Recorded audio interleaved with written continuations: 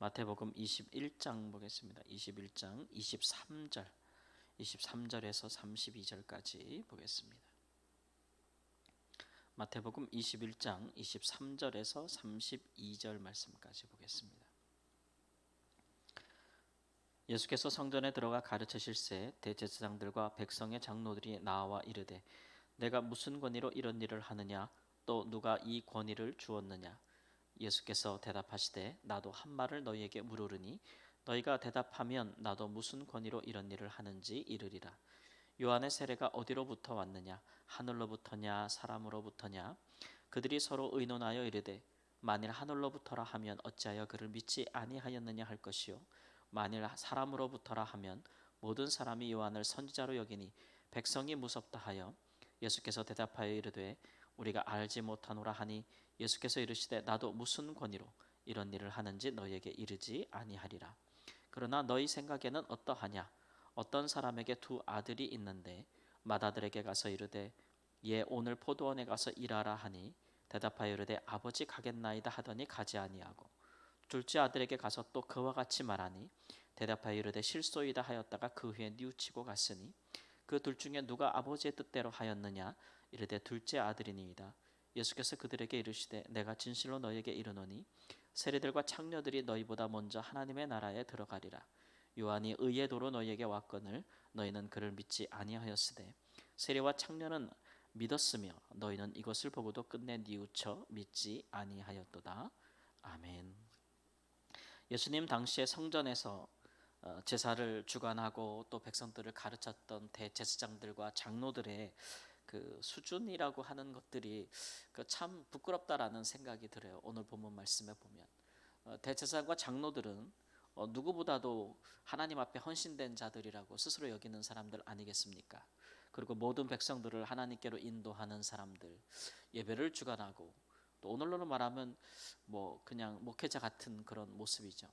그런데 이제 예수님과 그들 사이에 이렇게 대화하는 모습을 통해서 그들의 민낯이 다 드러나는 그런 모습들을 볼 수가 있는데 이 사람들은 도대체 하나님의 뜻에 관심이 없다는 생각이 들어요. 그러니까 무엇을 보면은 그것이 하나님으로부터 왔겠는가, 하나님이 보낸 사람인가, 그가 선지자인가, 하나님의 말씀이 그에게 있는가, 하나님은 지금 이것이 하나님께서 행하신 일인가라는 것들을 분별할 때에 이 가장 좋은 것은 예를 들면 세례 요한이 와서 회개하는 말씀을 전하고 백성들이 그 죄를 회개하고 주님께 돌이킬 때에 예를 들어서 창기들과 세리들이 본래는 하나님의 뜻을 어긋나게 사는 사람들 아니겠어요? 그야말로 어떻게 저렇게 살까? 어떻게 저렇게 몸을 팔고 살겠는가? 어떻게 자기의 영혼을 팔아서 저렇게 백성들의 이익을 취하는 로마의 앞잡이가 되어 사는가? 이런 죄인들이었잖아요. 근데 그런 사람들이 세례 요한이 와서 하나님의 나라가 가까이 왔으니 회개하라는 말씀을 전하고 여러 가지 죄에 대한 의에 대한 말씀을 전할 때 그들이 자기들의 죄를 돌이키고 하나님 앞에서 회개하면서 삶을 돌이켰다고요. 그런 일들이 많이 일어났다. 심지어는 로마 군병들까지, 로마 군인들까지 정말 자기들이 자기 죄를 고백하고 자백하는 일들까지 일어났단 말이에요. 그러면 그런 일을 보면서 야, 이건 하나님의 역사다.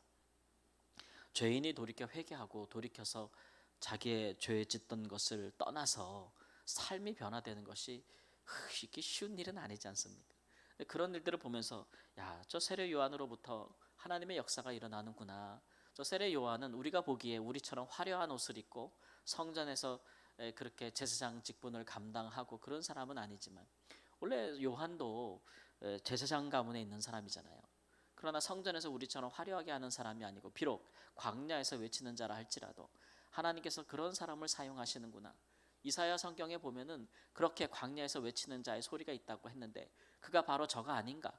이렇게 하나님의 뜻이 이렇게 이루어지고 있구나. 이렇게 생각하는 게 당연한 것인데 이 사람들은 너무 정치적이에요. 너무 정치적이라서 이 신앙을 굉장히 정치화한 사람들이죠. 그래서 오늘 말씀에도 보면은 요한의 세례가 하늘로부터냐 사람으로서냐 물을 때에 대답을 못하는 겁니다. 그들이 고려하는 건 이런 거죠. 우리가 요한을 인정하고 따르지 아니하였으니 믿지 아니하였으니 우리가 하늘로부터 왔다 하나님이 보내신 사람이다라고 얘기하면 왜 안 믿었느냐 그럴 것이고 우리가 요한은 하나님이 보내신 사람이 아니다라고 말하면 백성들이 요한을 선지자로 여기기 때문에 백성들을 두려워서 그렇게 말도 못하겠고, 그러니까 모르겠습니다 이렇게 이야기하는 거예요. 이건 마치 그 청문회 때 이렇게 물어보면 모르겠습니다, 기억이 안 납니다 이렇게 말하는 거하고 똑같은 거예요. 그러니 이 사람들이 고려하는 것은 진실이 아니죠. 진리를 이야기하는 것이 아닙니다. 그저 자기들에게 이익에 유리한 대로, 자기들의 그저 신변에 무엇이 유익한가, 굉장히 노골적이고 정치적인 행보만을 보일 뿐, 이런 사람들은 하나님의 뜻에 관심이 없는 사람들, 이런 사람들이 백성들을 하나님께로 인도하는 대제사장과 백성의 지도자, 장로들이 되었으니 백성들이 하나님의 뜻을 알 길이 있었을까요? 예수님을 통해서 일어나는 많은 일들을 볼 때에 예수님께서 얼마나 많은 백성들에게 세례 요한보다도 훨씬 더 많은 사람들에게 하나님의 뜻과 은혜를 베풀었습니까? 그런 일들을 보면, 야, 예수라는 분이 나사렛에서 나오긴 했지만 그를 통해서 하나님께서 역사하시는구나 라는 것을 인정한다 할지라도, 그것을 받아들인다 할지라도 무엇이 다르겠습니까? 오히려 예수님을 협족하고 예수님을 영접해서 그들이 하나님의 뜻을 함께 전하는 것, 하나님이 하시는 일들이 막 드러나고 있잖아요, 예수님을 통해서.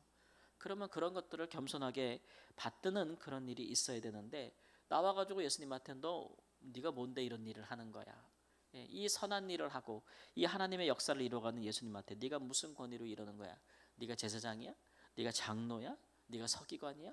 이런 식으로 해서 어떻게든지 예수님을 시기해서 그를 밟으려고 하고 그를 시기하려고 하는 이런 모습, 이런 것들은 그들의 정치를 행하는 그들의 정치를 마치 신앙화하는, 신봉하는, 권력을 신념화하는, 믿음화하는 그런 모습을 보여주기 때문에 이 사람들에게는 하나님의 뜻이 관심이 없어요.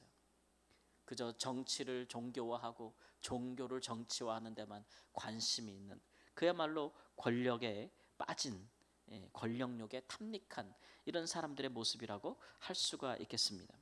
우리가 생각해 보세요. 우리의 지도자들이 백성들에게 관심이 없고 오직 권력에 심취하고 권세를 부리는 데만 관심이 있다면 그 나라가 온전할 것이며 그 백성들이 평안하겠는가? 그러니까 백성들이 얼마나 바라고 기다리면서 또 다른 선지자, 또 다른 메시아를 기다렸는지 우리가 당시 분위기를 알 수 있는 거예요. 그런 상황에 예수님께서 비유로 말씀하시기를, 포도원에 아버지가 두 아들에게 말하기를 포도원에 가서 오늘 좀 일 좀 해라 라고 했을 때, 첫째 아들은 네 그러고 안 갔고 둘째 아들은 가기 싫어요 그러고 갔다는 거죠. 이 첫째 아들은 당시에 이제 종교 지도자를 의미하는 거죠. 겉으로 보기에는 정말 순종을 잘하는 하나님의 사람들 같아요. 제사장이잖아요. 장로들이잖아요. 항상 성전에서 있잖아요. 그 직무를 감당하잖아요. 첫째 아들 같아요. 그런데 막상 이들은 하나님의 뜻을 행하는, 아버지의 뜻을 준행하지 않는 첫째 아들 같고, 겉으로는 이해하는 것 같아도 실제로는 안 하는 자들 같고, 그다음 세리와 창기들은 그들의 사는 모습이 하나님 앞에 순종하지 않고 계명을 어기는 사람들이잖아요. 성적으로 타락하고 물질을 관하여 타락한 사람들이잖아요. 포도에 들어가 일하라 했더니 싫어요 라고 했단 말이에요. 그런 둘째 아들 모습 같으나 나중에 회개하고 내가 왜 아버지께 그렇게 했던가 생각해서 나중에라도 참회하고 가서 포도원에 가서 일을 했다. 너희 중에 누가 더 아버지의 뜻을 행한 사람이냐 오르냐? 둘째 아들이라 할 수밖에. 너희가 세리와 창녀들보다 하나님의 나라에 더 늦게 들어가지 못할 것이다. 오히려 세리와 창녀들이 먼저 하나님의 나라에 들어가게 될 것이다 하신 말씀의 취지를 이렇게 설명하고 계시는 겁니다. 그러니까 우리 예수님은 참 두려운 마음이 없는 것 같아요. 감히 대제사장들과 장로들 앞에 이런 말을 할 수 있다는 것. 예수님이 죽기를 작정하지 않고서야 어떻게 이렇게 이들에게 거침이 없는 언사를 내뱉을 수가 있겠습니까? 이런 것들은 예수님께서 예루살렘에 올라오실 때부터 작정한 바가 있으셨기 때문에 그런 것이죠. 후퇴하지 않고 또 세례 요한 이상으로 직언하고 또 죄를 죄라고 얘기하고, 예수님은 그런 분이잖아요. 하나님의 뜻이 맞으면 맞다, 아니면 아니다 이렇게 하시는 분이지, 상황을 고려하고 정치를 고려하고 그렇게 믿음을, 신앙을 정치화하고 정치를 믿음화해가지고 백성들을 꿰이고 그 인기를 얻어서 권력을 차지하려고 하는 분은 아니었다라는 것을 오늘 말씀에도 보여주고 있으니까, 이것이 바로 하나님을 향한 우리의 신앙의 순수성이 아닌가 생각합니다. 우리 신앙생활을 그렇게 좀 순수하게 할 필요가 있어요. 우리가 하나님 믿고 따라가면서 믿고 따라가면서 가장 생각해야 될 것은 이게 하나님 뜻이 맞는가? 하나님의 뜻이라면 예, 아니면 아니다. 간단하게 이런 것에 마음을 두고 신앙생활하면 참 좋은데 너무 많은 생각들을 하고 있는 거예요.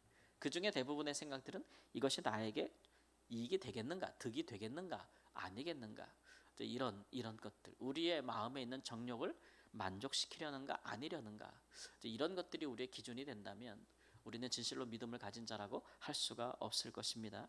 그런 면에서 오늘 하루를 시작하면서도 하나님 오늘 나를 향한 우리를 향한 하나님의 뜻이 이루어지게 하소서. 예수님께서 가르쳐 주신 대로 하늘에서 주의 뜻이 이루어진 것처럼 땅에서도 이루어지게 하소서라는 그런 가장 간단하지만 가장 깊고 가장 의미 있고 가장 진정성이 있는 진실한 신앙의 모습으로 기도하고 하루를 시작하고 마감하는 은혜가 있기를 우리 주 예수님의 이름으로 축원합니다. 아멘. 주님, 아버지의 뜻이라면, 하나님의 뜻이라면 이루어지게 하시고, 주께서 원하시는 것이라면 선하시고 거룩하시고 의로우시고 완전하신 하나님의 뜻이 우리에게도 하나님 원하는 바가 되어져서 그것이 하나님 우리를 통해 우리를 가운데 이루어지기를 원하는 하나님 그런 간절한 신앙과 믿음이 우리에게 있음을 감사합니다. 타협하지 아니하고 다른 것으로 하나님 우상을 삼지 아니하고 오직 이 믿음 안에 거하는 저희들이 되게 하여 주옵소서. 존귀하신 예수님의 이름으로 기도합니다. 아멘.